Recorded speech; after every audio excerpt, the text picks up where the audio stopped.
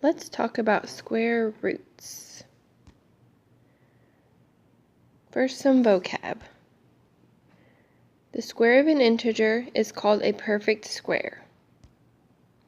The inverse of squaring a number is finding a square root. An irrational number has decimal form that can neither terminate nor repeat, and it cannot be written as the ratio of two integers. Some examples. We want to know the square root of 81.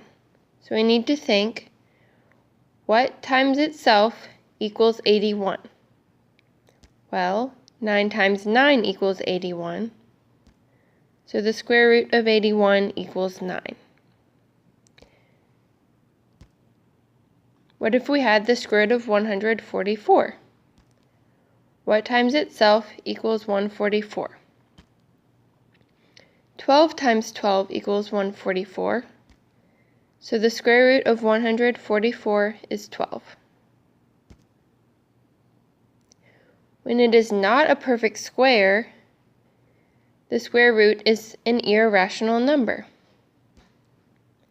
The square root of 36 is rational because 6 times 6 equals 36, and the square root of 36 is 6.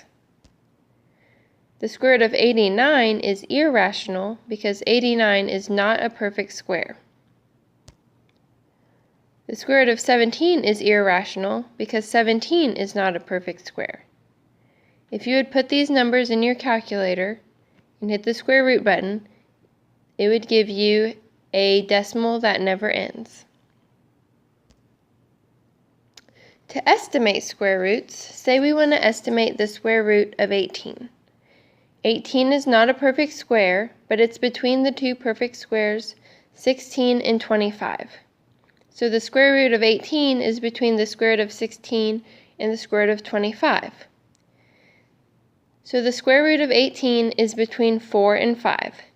Since 18 is closer to 16, the square root of 18 is closer to 4.